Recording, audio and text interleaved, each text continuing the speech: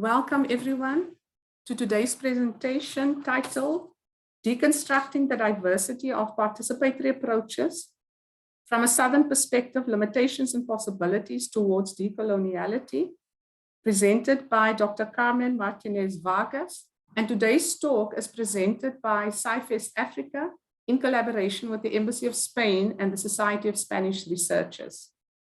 I am Dr. Renee Oosthuizen from Rhodes University, in the Rhodes University Community Engagement Division, and I will be your host for this session.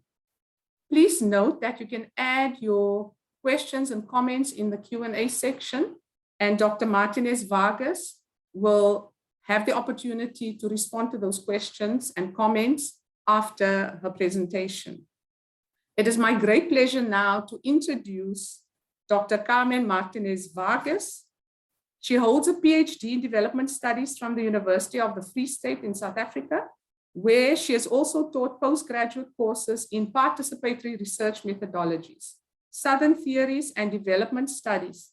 Her doctoral thesis focused on conceptualizing and operationalizing a capabilities-based participatory research project with university students in South Africa.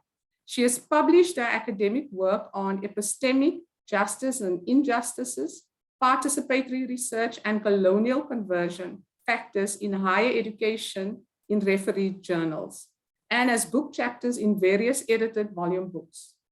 Her research interests broadly focus on decolonial and Southern thinking using the capabilities approach in higher education. And her forthcoming monograph is titled Democratizing Participatory Research, Pathways to Social Justice from the South. Today, Dr. Martinez Vargas will give us insight into the diverse participatory approaches and methods when it comes to research. And she will also give us further insight into limitations and possibilities. And she will give us the perspective from what we refer to as the Global South, which refers to countries in the Southern Hemisphere, also referred to as developing countries. Over to you, Carmen. Thank you very much, Renee, for that really thoughtful and generous introduction. I'm really pleased to be here today with all of you. And I just want to start saying thank you for this invitation, but also thank you to Freddie, Renee, Ryan, Christina, and Alvaro for organizing everything to make possible this talk today. I'm just going to share my presentation now.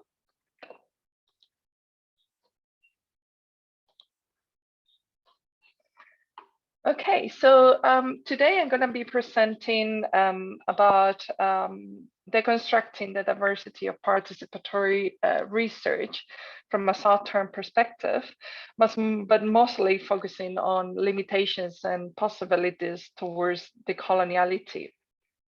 So I just want to mention that this is much aligned about epistemic inequalities and what's going on in terms of methodological opportunities and possibilities to research globally.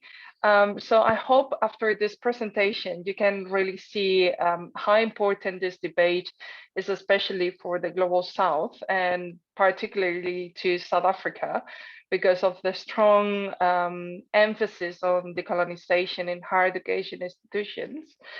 And I hope I can bring some clarity about what is the role of participatory research within this debate and what we need to be careful about. So I would like to start talking about diversity, and especially because it's such a tricky term. And in many ways, we can talk about decolonization as diversifying as well, but we have to be aware of what is laying behind and what current practices are doing. So with participatory research, what I'm talking about is this kind of broad family of practices that are trying to research with communities or local groups. But the thing is, like, this is a really big family, an extended family that is composed from different typologies of practices. So usually we can say that we found at least 3 different levels that we can apply to participatory research: the method level, the methodology level, and the research typology. So the method level is when we have imagined a mixed method research, and we're thinking to engage with the local community a bit more than what we will do traditionally. And then together with the survey and an interview or focus group, what we're going to do is to have, let's say, like a R-based kind of technique. Imagine something like a river of life. So in those cases, we call it participatory because in a way we're sitting down with a group of people, they are drawing and they are making sense of the drawing with us. We are bringing questions and discussing what is the meaning of that. And it's a bit more engaging than just sitting down and having an interview. That is just one typology. There are many more. On the other hand, we have the methodology level, and this is more what I'm mostly referring, but doesn't exclude the other, and we're going to see how. And the methodology level is when we're talking about action research or participatory action research.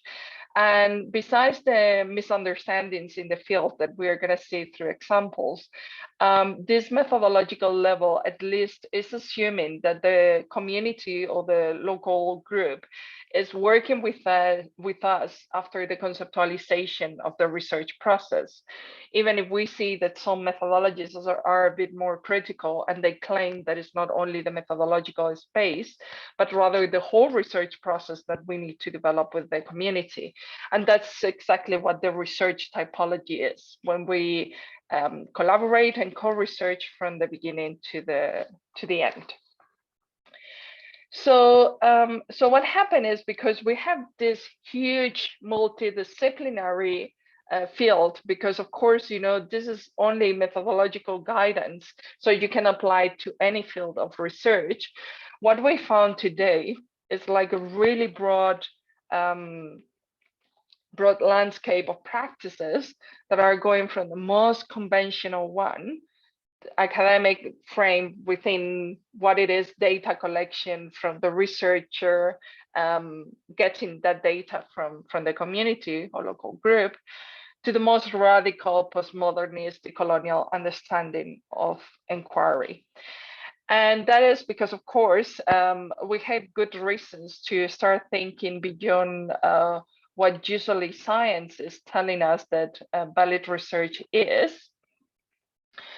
And it makes sense that if this is working, it expanding throughout different fields. So what we found today is like really different practices that has been adapting to the needs of different scientific fields in academia, creating specific tools that are somehow in general, and we can say generally, and now we will see what is underlying there, committed to democratic values, social change, and decolonial aims in different ways.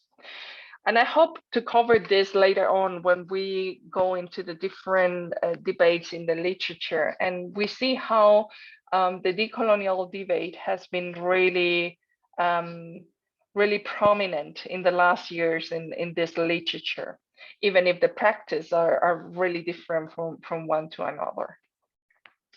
So what has happened is that in the field, there has been this acceptance and this agreement that we need to embrace this diversity of practices.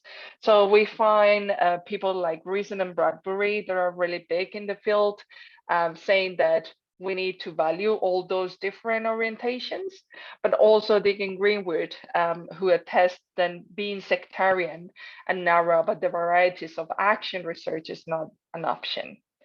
So also, although it seems correct to embrace all these typologies, it's true that their implementation is different, and their assumptions under which this implementation is operationalized are also different. So therefore, the aims are unequal, and we need to look carefully into this. So for decolonial scholars, it's kind of substantial to pay attention to these details, because if now we see that the debate is going towards all these practices are decolonial, are potentially decolonial, then we need to really be careful and analyze these different typologies in a way that we start being careful about what we consider a decolonial attempt and what not. Because otherwise what we're jeopardizing is the critical learning among ourselves and to truly foster diversity in the field. And I think this is especially significant in the global south, in the African continent, and in South Africa, because what is at stake is we're jeopardizing indigenous knowledges and local epistemologies together with local research processes. So it's quite critical to really go ahead with analysis like this. I just want to mention a couple of points about decoloniality, just to clarify what it stands for here. And of course, we can say that in the South African context, decoloniality has become really central, especially in the field of higher education studies and in the higher education context, because it's not only something that researchers were claiming that is necessary to think about, but rather is a local claim by activist groups in the country. And this highlights the double relevance aligned with academic debates already developed for centuries, because this is not something new, but rather it's just the continuation of many debates about Black consciousness and other kind of movements that has been trying to detach themselves from colonial rules. So yeah, the coloniality is essential to prompt transformation, but also to explore the deep roots of oppression within our societies. And that's not only in terms of racism, which is critical, but also in terms of patriarchy and capitalist kind of oppressions. And of course, this is really relevant for research practices, and especially the hegemony of Western research practices in the global South. So I want to clarify that, first of all, the idea of decoloniality is not seen as something final or perfect that we can achieve, but rather as a process in an imperfect world. So what we are aiming at is to create, we are not aiming to create or implement the perfect or ideal participatory practice, but rather produce and create more decolonial rather than less decolonial practices. So what is kind of important, and I think Mignola and Walsh and Dussel are quite good at it, is that what we are trying to do is not to substitute one hegemonic system with another. And I think that is what's happening in some of the debates in the country. So the point is not to create another hegemony, it's rather to diversify in terms that there are less epistemic inequalities within the system. But of course, diversify doesn't mean that we are okay with what we have, but rather we work harder and develop an analytical eye that allow us to move forward that true diversity. I usually tend to align much with this idea of the pluriverse. So basically, a group of scholars defend moving from the universe into a pluriverse. So it's moving from one hegemonic system in which only one knowledge system is valid to one that is coming to this diversity and including local knowledge systems and so on. So is it about creating and sustaining different ways of producing knowledge, but however, this doesn't mean we ignore powerful practices in participatory research, or we're uncritical with current practices. So the idea of decoloniality underlying my presentation is not necessarily diminishing or negating the importance of Western science that is not Western essentially because of the historical processes that created that knowledge throughout centuries, but rather trying to diversify it even more in order to accommodate other epistemologies. So let's focus now on participatory approaches and the different practices that we have and what are the challenges underlying these practices. And to do this, I just want to go first to a classification of different families. So you have a clear view of what are the different names, where are they coming from, but also how they tend to be implemented. So what happened is that somehow, as I said, this has been dislocated and taken into specific fields. So most of the time what we see is that in a particular field, let's say development studies or education studies, they tend to take one or two typologies and then they stay with that one or two typology. But what is true is that there is a whole really complex landscape of practices that are not taken into consideration when we are teaching about this and when we're applying them as well. So I hope this comprehensive review, it help us have a better view of where are they coming from, where their initial where they were coming from, but also the initial aims and why they needed to create this tool in that specific context. And now what we're doing now and what are the misunderstandings, if that makes sense.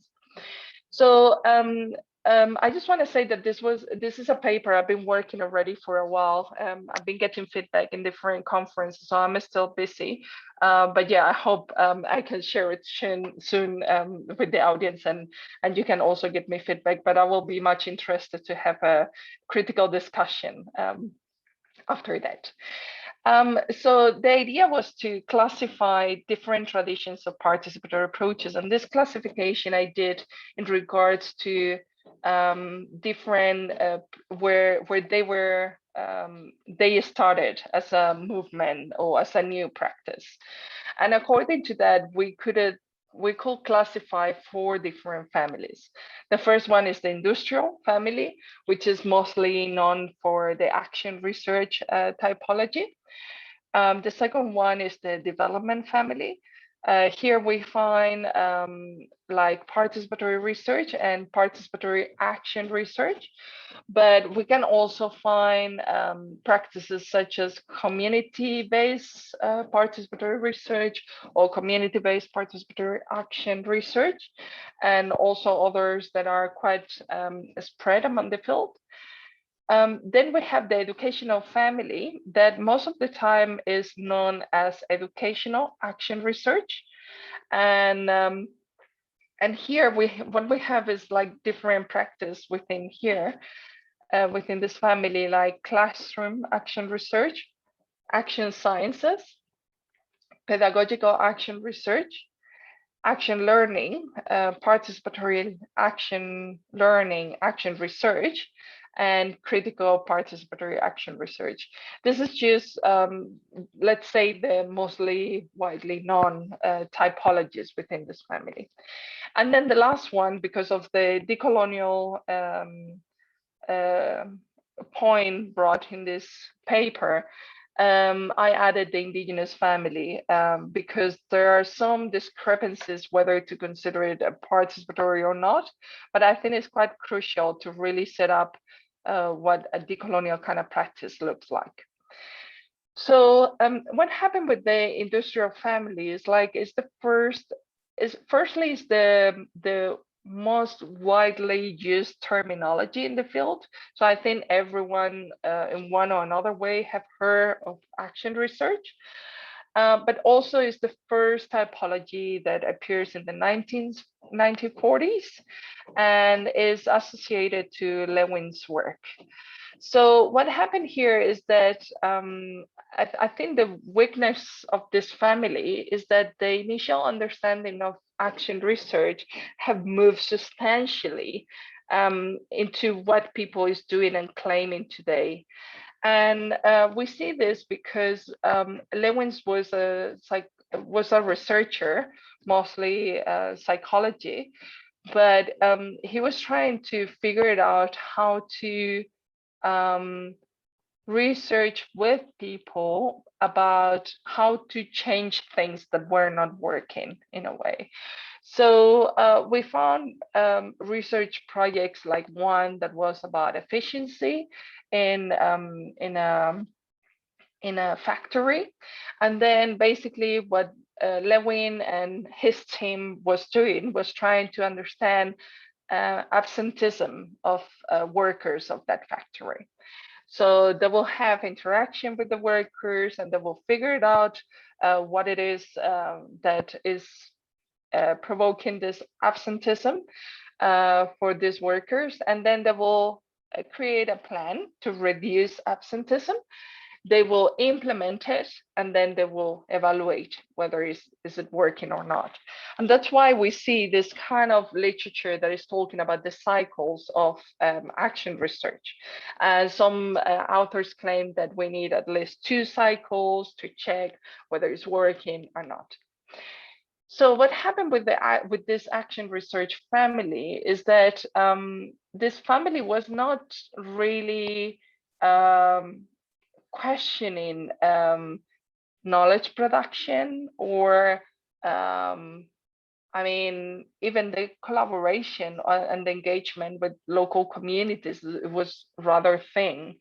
And it wasn't really, because at the end of the day, what you see is it was the researcher given by top management of the factory an issue that he or she wanted to resolve.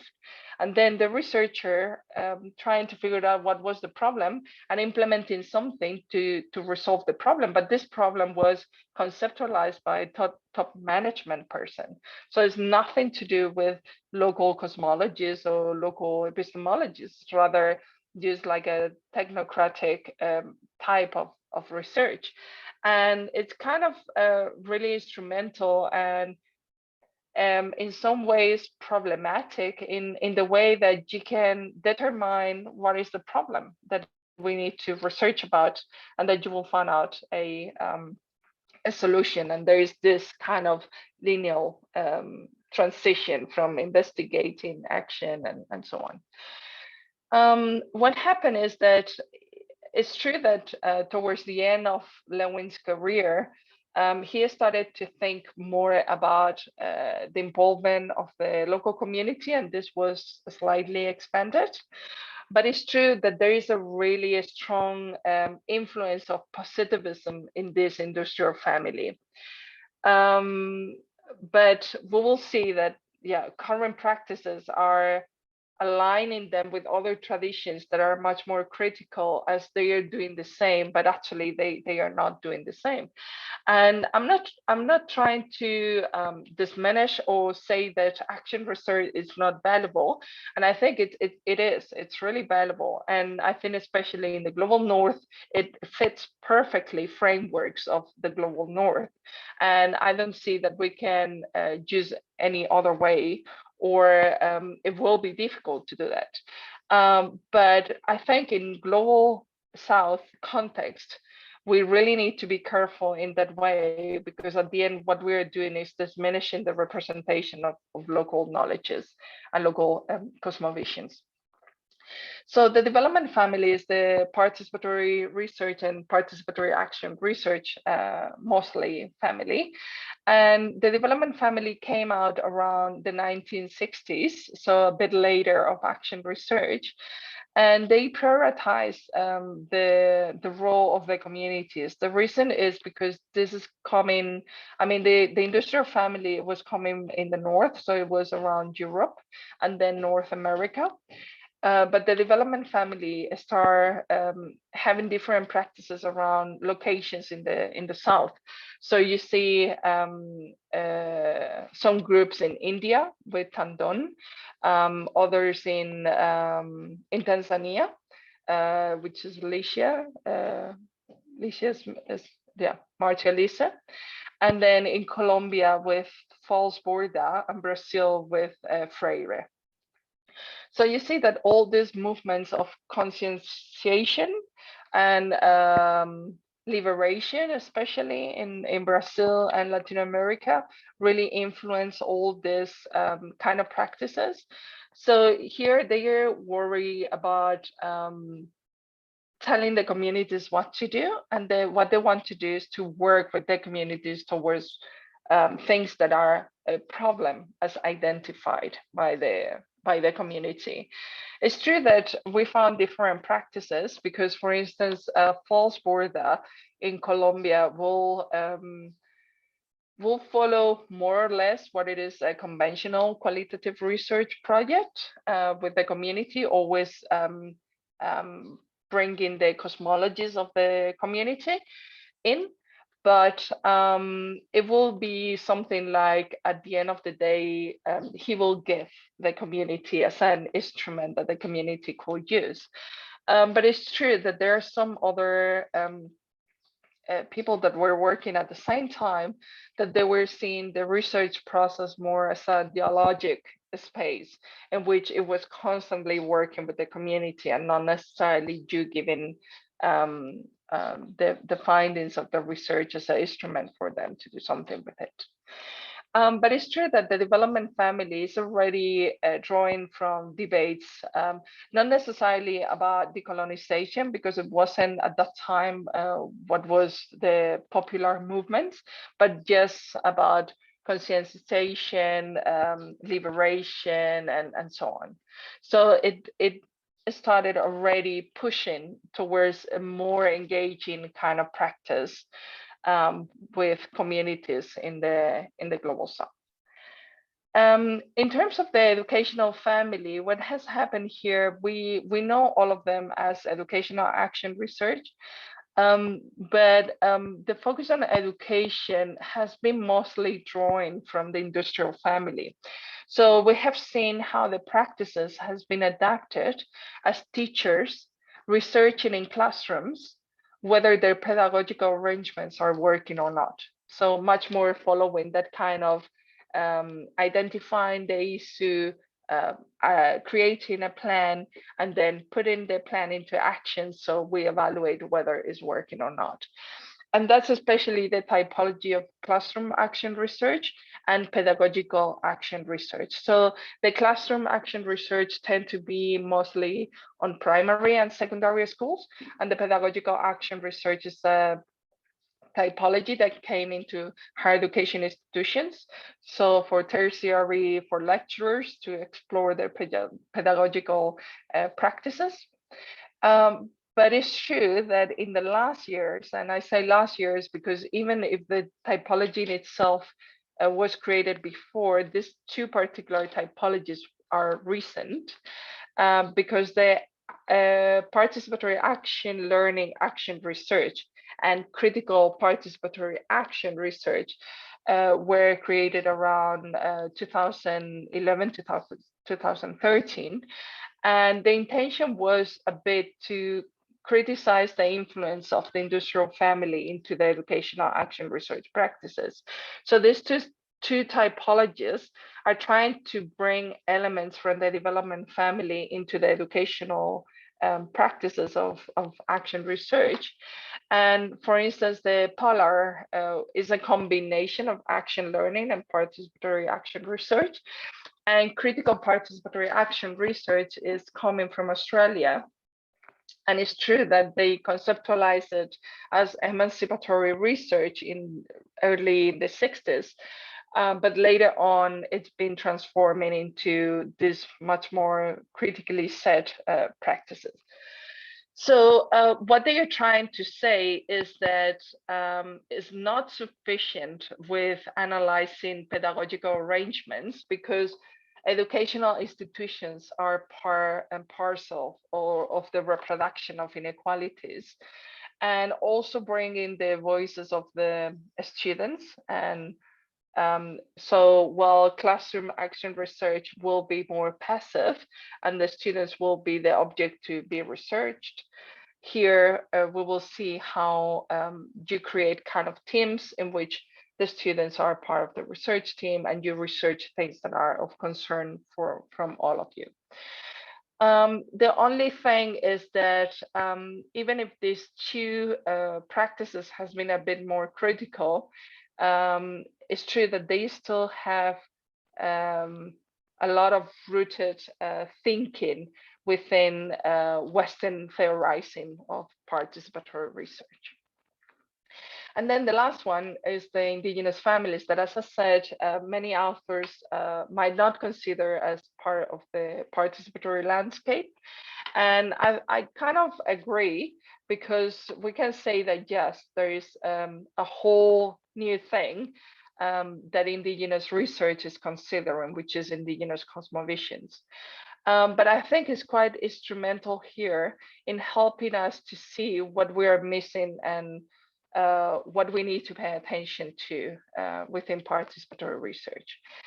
The point is that for indigenous research, you will see that, of course, most of the time it will be an indigenous researcher working with an indigenous community, which is quite essential, even if it's not the case in all the cases, but most of them they are. And besides that, indigenous research and this indigenous family is really sensitive to local cosmovisions and ways of researching. So even if it's a family, you won't have a standard practice, but rather principles that the researchers need to follow with the community in order to accommodate local cosmovisions into the research process. So you will see that there is a much more long-term engagement with communities to understand which kind of research practices are aligned with this community, which ways do we need to interact with these communities, and how we can respect the frames of reference of these communities throughout the research. So the thing is, like, if we look at the field generally, what happened is, like, even if we found different traditions that are coming from different places, what happened today is, like, many of these practices are claiming in handbooks, like really important books that are creating all the big debates in the field, are claiming about decolonization, decoloniality, and kind of aligned with these social justice aims.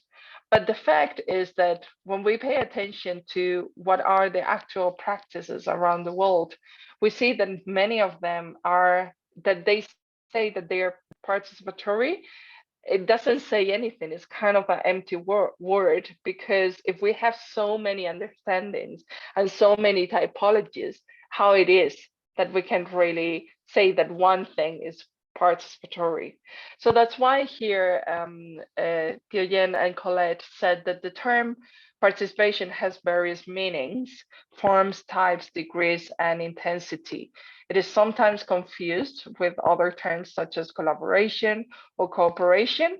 And moreover, the term is also used rhetorically and in political or ideological discourse.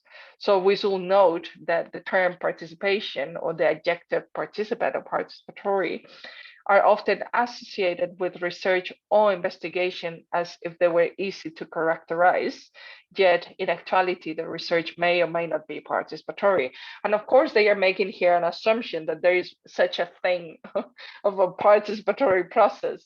But it's true that we need to always be aware of this complexity that is really in the field, and there is nothing we can do because of the use on different fields of studies and the meanings that is underlying participation. But I think Cornwell and Jacques bring a quite critical point, because they say, well, you know, we kind of agree that to be participatory research, it needs to be at the collegiate level, which means community full ownership or participation. But what happened is, like, again, when we look at the practices and the research processes, we see that rarely, if ever, these practices are achieved at this level. So much of what passes as participatory research goes no farther than contracting people into projects which are entirely science-led, designed, and managed. So in many cases, people participate in a process which lies outside their ultimate control. Researchers continue to set the agendas and take responsibility for analysis and representation of outcomes. And this is not exactly what the collegiate level is asking us, because we need to share that ownership of the research. And this is exactly what epistemic injustices are talking about the impossibility of theorizing from the global south, because at the end, it's just like global north researchers going to the south to do something. They do something with the communities, and then they take the data, come back, sit in their desk, and theorize from their own cosmologies. So what we see is that in terms of limitation, we can say that there are different limitations in different traditions. So in terms of the action research tradition, the industrial tradition, we can say that the main limitation towards decoloniality is methodological, because it prevails academic knowledge and a scholar's power over other research processes. And again, it doesn't mean that we need to stop doing this kind of practices, but that if we want to diversify, have a fair distribution of different practices, we're doing much more of prevailing the power of the researcher over local cosmovisions than the other way around, or balancing that. In terms of the educational action research family, we can say that it is methodological because of the part that is coming from the industrial family, but it's also theoretical because they tend to theorize from researchers' perspectives, mostly global north, and cosmologies, but also mostly theorizing according to academic epistemologies. So the theoretical foundations of the educational action research family are mostly rooted in Western thinking. So it's not really allowing for that theorization beyond that space. And then the development family, we can say that there is an onto epistemological limitation, because of still the prevalence of researchers over the ownership of the communities, even if they tend to, or they try to break that boundary in some cases. So we can say that it's not all of them, but most of these practices end up being rooted in academic cosmovisions. So I just wanted to bring some final remarks because my argument is not that we need to stop applying different participatory approaches to generate knowledge, but rather that we need to be cautious about what lies behind an uncritical diversity that might not be so diverse. So when we really pay attention to details, so because it's just a trend and everything that is participatory is great, it doesn't mean that all these practices are drawing towards decolonial aims. I mean, some of them might, and some of them might do better than others. So as I said, it's not about creating this perfect participatory decolonial practice, but rather creating more decolonial practices. And because participatory practices has been accommodated to suit new agendas, this is limiting how they can challenge Eurocentric Western knowledge. So this is critical for Global South epistemologies and their preservation.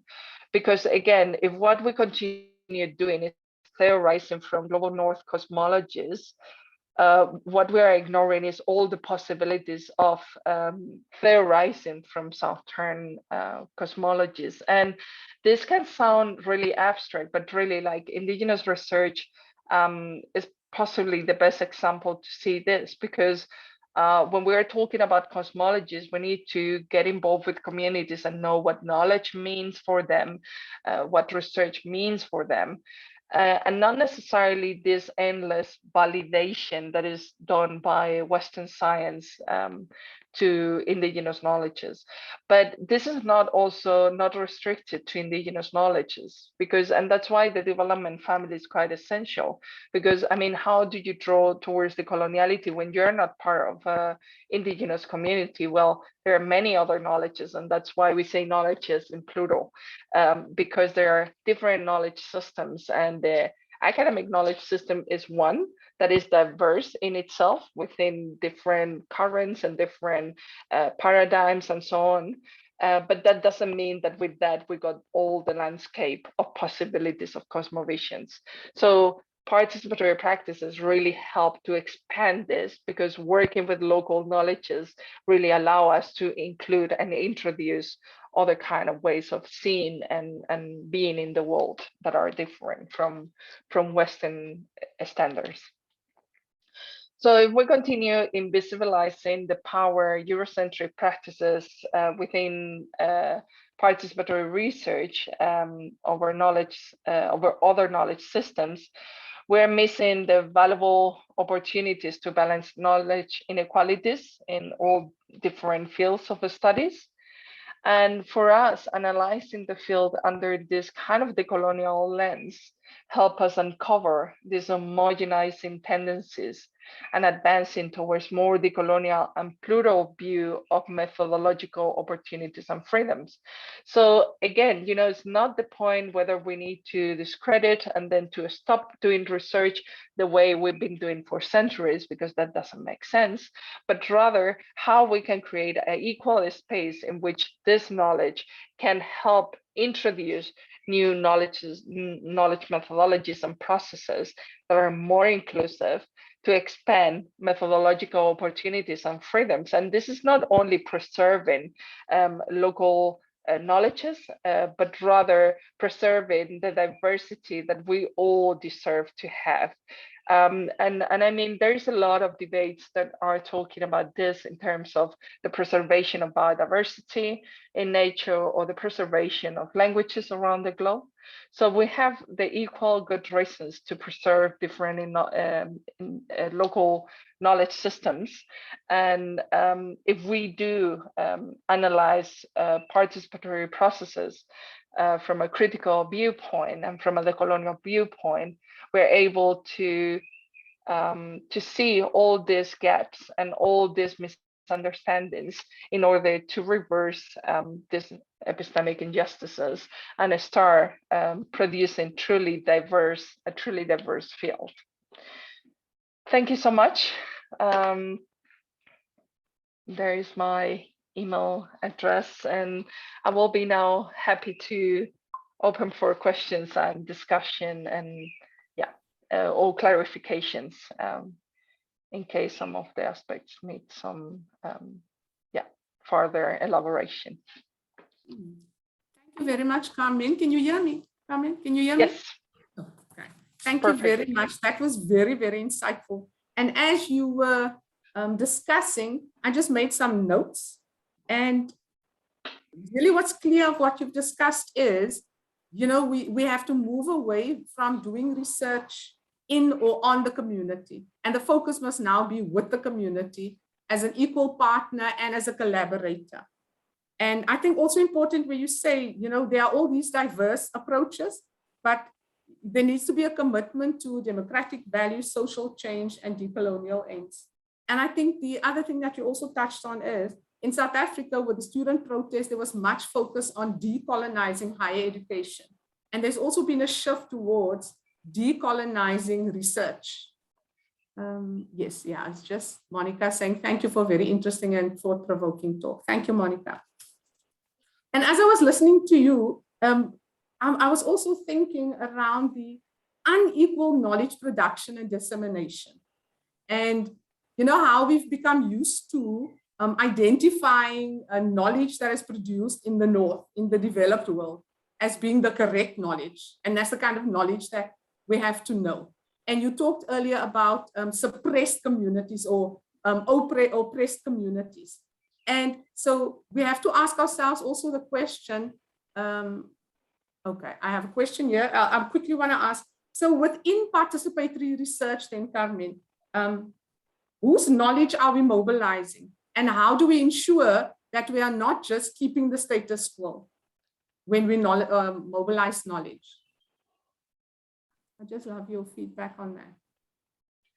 Yeah, I think that's exactly the issue, you know, how do we know? I honestly, because I'm much aligned with, yeah, I don't even know how to call it, because what we think is like theorizing about the world is not theorizing in a universal way, right? So Yes. we think that theorizing in the world is about making mistake and learning and trying our best to be critical among what we do and how we do it.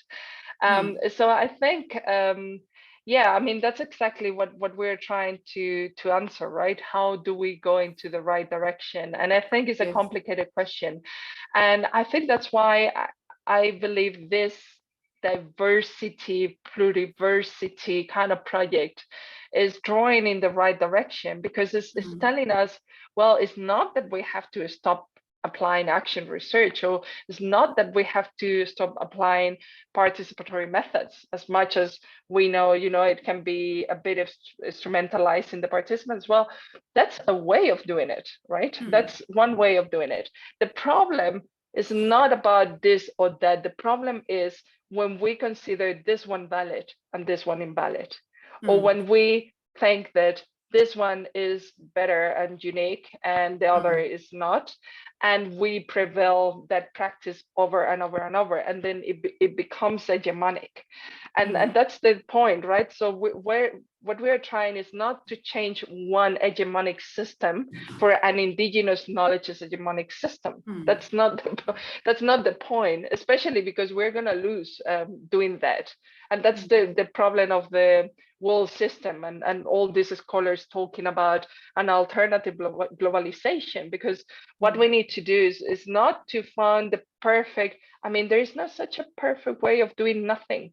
We're such a plural, I mean, we're from different cultures, we use different languages to express. Yeah, we share a planet, we do, but our cosmovisions are different. So we gain from being in contact with each other's cosmovision. And I think the intention of bringing this plurality and put it forward, the plurality in different ways, not necessarily one good way, I think is the way forward.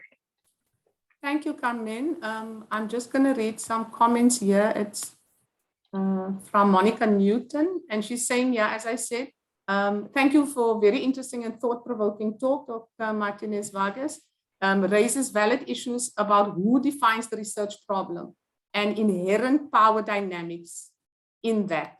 But surely research, even for instrumental purposes, such as the example of employee absenteeism, is still valid, as it is a local problem being addressed locally. Well, yes, so that's exactly what I was telling, that it's not that we need to stop doing that kind of research, but see how we frame this. Is a valid because it's a local problem being addressed. Yeah, but it's locally addressed by who? You know, so, and the thing is, like, if we draw from Marxist kind of theorists, they will say we have good reasons to be worried about what the management of a factory what are the interests over, let's say, 5 or 1,000 workers in that factory. Yes, I mean, locally, I mean, and this is what is interesting, and what is interesting when we do an analysis of where these traditions were coming from, because you see that the industrial family comes from Europe, from a time after the Second World War, when Europe was rebuilding itself with the help of America. So what they needed is to produce. They needed to pump the economy, and those were really, as you said, really valid issues that they needed to resolve, because they thought development was to increase the economy, right? But the thing is, like, we don't have any, I mean, locally, yeah, that's valuable, but we can also criticize the role of different factory management, because, I mean, maybe they were not researching about, you know, the number why female workers got worse conditions, labor conditions, or other kind, you know what I mean? So yes, of course, they are valid. But there is also, for instance, in the European tradition, we can draw of the Marxist criticism of this industrial family as well. But I think what happened is, when we situate ourselves in the South, we need to draw not from this Marxist tradition, but rather from a decolonial and liberatory tradition, because it's what is saying us what we're overseeing in this analysis. But I don't have anything against, and I think these researchers are research processes are valid, and I know a lot of them that are going on. And I think something that perhaps I didn't mention too much in the presentation is that we are not to blame for that, because we're subject to the higher education system. So much of the problem with participatory approaches is not necessarily the researcher, but the structural constraints of what the researcher can or cannot do. And especially we see that clearly, because we know we have a one year research, and then we have to submit the final report in this time, and then for funding we need to send a proposal that is already drafted before meeting the community. So there is a lot of things that work against this kind of more engaged research. So of course, you know, I think there is still a navigation space in which we can transgress certain things. But there is a lot more that is structural and is out of our hands as well. So yeah. Thanks, Carmen. And in the context of that, yeah, I also made notes here for myself where, and again, I can reflect on my own educational journey, where I can say much of my body of knowledge, or the way I know things, is very much then driven by knowledge that was created by experts, whether it be in the North or in the South. And, you know, we're almost at a point where we've legitimized this. And I mean, I can just reflect with the students also, we say you have to use credible sources. And credible sources are referring to experts in the field who have published extensively. But then where do we then find space for ordinary community members, you know, who's got the real lived experience, which is also knowledge, like the indigenous knowledge you were referring to, but at times not regarded as being credible, especially in a higher education context. And you also highlighted how the word participation is conceptualized. And as you said, sometimes we can say that my research was participatory in context, but I might just have informed the community, or I might just have consulted them. And they're not really a part of the process. They see me in the beginning when I come and explain that I want to conduct research. Then I come in and I collect my data, and that's it. But then I say I've consulted, I've informed. So maybe just your thoughts on that. Yeah, no, it's exactly like that. And again, I think, you know, sometimes we have to do that. Okay, so sometimes we have to, and we do it, you know. And I think, you know, our knowledge is also quite it's quite built in many years and centuries of theorizing, mostly from the North. So it's still, our analysis is good as well. But what we are missing is the possibility of doing co-analysis, because what I found out, what I found out as a European coming to South Africa, because I'm already living here for a while, is that the way that you know, academia present us in this kind of aseptic and value-free way of understanding the world. But the thing is, like, under all that value-free, there are values because everything is sustained by different values. And the thing is, like, the problem of not recognizing that is being invisible or being blind to your own reference point, if that makes sense. So what I found out to start working more closely, because I work mostly with university students, to start working with university students, it's like some things we're misunderstanding them, because when I sit down and I say, so what is going on here, you know, what it is, this thing that you think is important. If they said, you know, the university is saying that, no, you need this, but this is not working, you know, you are still struggling, this is not working. And then you found out that some things you really need the engagement with the community to find out other ways, because the way that local communities see themselves in the world is completely different from how we see them in the world, because we are researching from this other space of understanding and yeah, and I mean, in a really privileged position as researchers as well, because we have the voice to tell, you know, and to as you said, as a credit and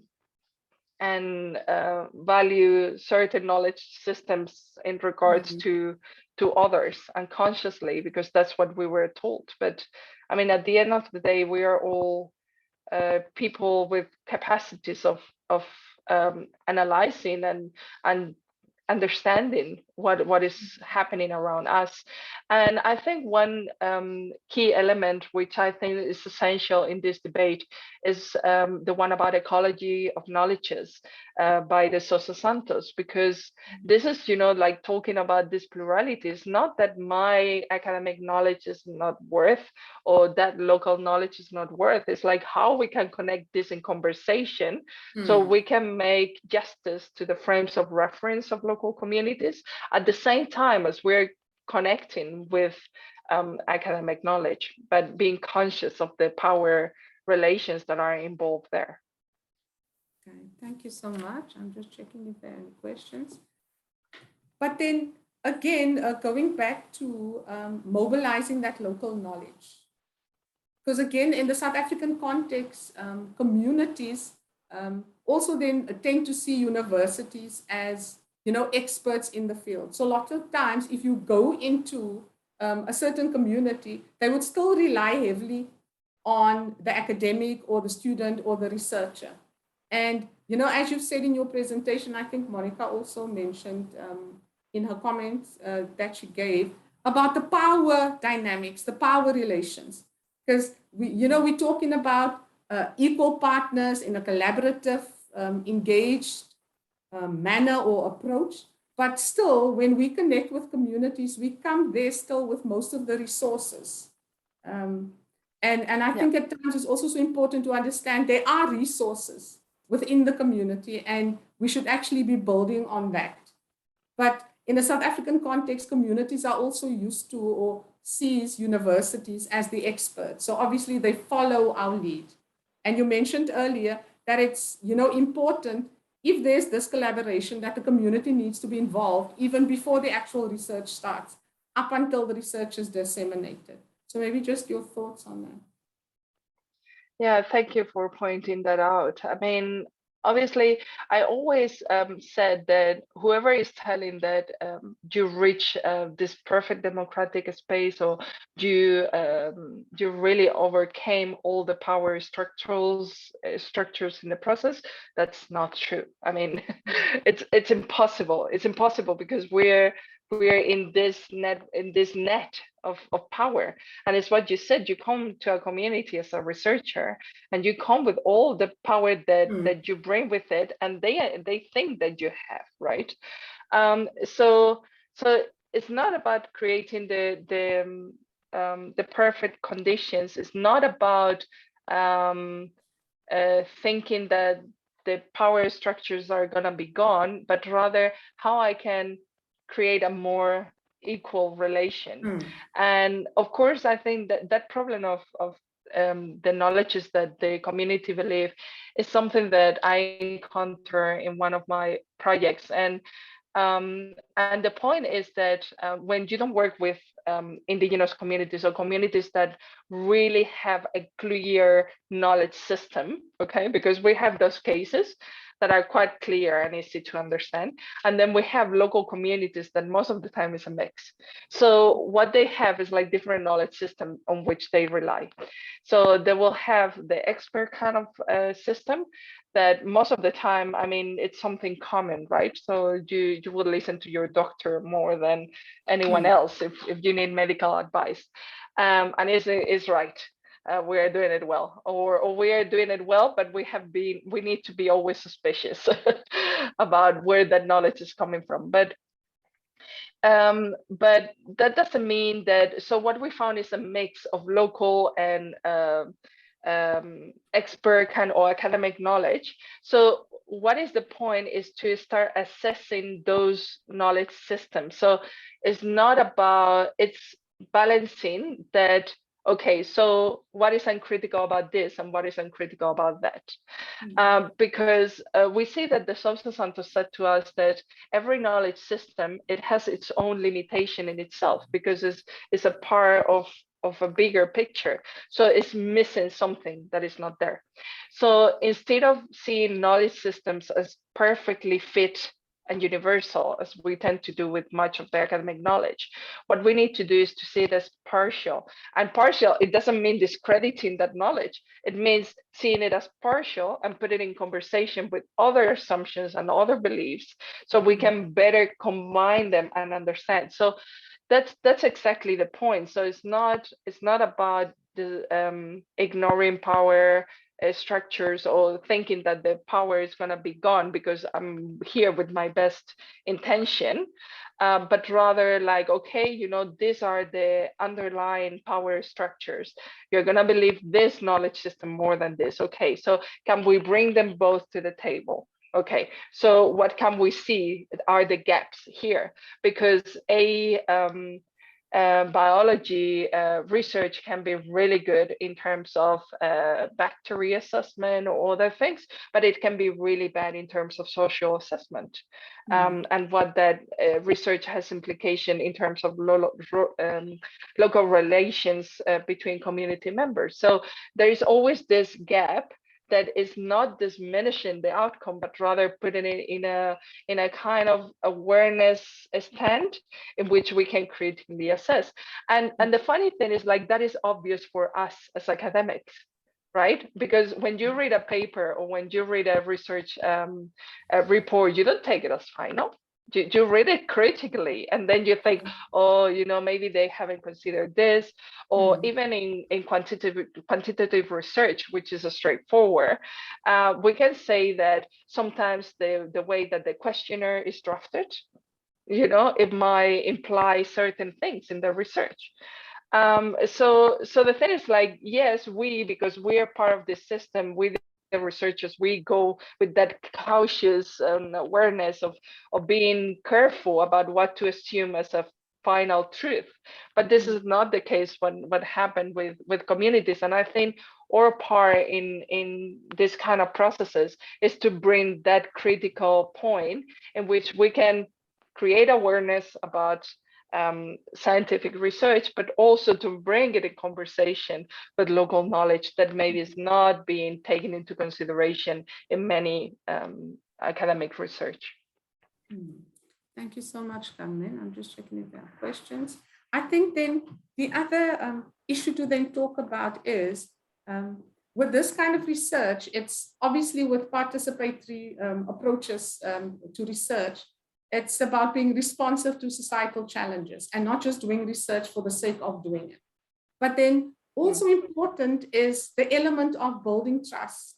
So I think that academics also needs to be aware of, to be able to really do this effectively. You can't just go into a community, do it, and you step out. There must be the element of trust and relationship building before the community can really even want to co-create and collaborate with you and be a part of it. maybe just your thoughts on that. Yeah, no, exactly. But the problem here is mostly the way that we're expected to do research, because there is a really big thing about time efficiency, and I mean, it's how it is. This is a business, besides or good intentions. And it's it's kind of disappointing, because many of us try to create other kind of relations and try to challenge, but we work within that structure, and building trust, it means a long-term engagement that sometimes we don't have the time, the money, or the conditions, provided by our institutions or the funding institutions. And in terms of the political, I think, I mean, every research is political. Every research, it brings a political positionality that we want to recognize it or not is up to us. And we need to have that always into consideration, because we're bringing agendas, and these agendas sometimes are brought by global North organizations, that they put forward a call for funding because the priority to inject money on this year is youth or whatever it is. But this might not align with the local needs of what is happening in that context at that moment, and we need to take into consideration that it's really important. But yeah, I mean, building community, another option that it has happened is well, some of us try to be continuous, right, with certain groups. So instead of going in and out, what you do is to create long-term engagement for certain kind of research agendas, and then it continues throughout the year. So it's not just an in and out of communities. But another point that I was remembering about the local resources and the research agendas is that in many cases, the colonial scholars talk about alliances with local movements. So basically what you do is not necessarily go there to a specific community and say, hey, I'm here, let's do something together, but rather is what they are doing already. Okay, they have this local awareness group, or they have this local group of mothers that they meet to reduce violence in the community. And then, okay, so perfect, you see the group already, they already identify what is the issue. So there I come into the equation, and it's like, okay, how I can build here what you have. But yeah, unfortunately, that's not most of the cases. Most of the cases is the other way around. We come to the communities to start something new. Thank you, Carmen. I think that's a beautiful way to end it off, because I don't see any other comments or questions. Beautiful to end it off, as you've said, build on existing strengths and resources in the community. Carmen, thank you so much. Your presentation was very thoughtful, provoking, and very insightful. Really much appreciated. And just to everyone that has joined us, thank you so much for taking out the time to join us. Please note that this is the last webinar for the month, and the next webinars will continue at the beginning of next year. So please keep tabs on social media platforms for dates and topics for next year. And the recordings of all the webinars will be available on Facebook as well as on the Scifest Africa website. Thank you very much, everyone. Thank you. Thank you, everyone.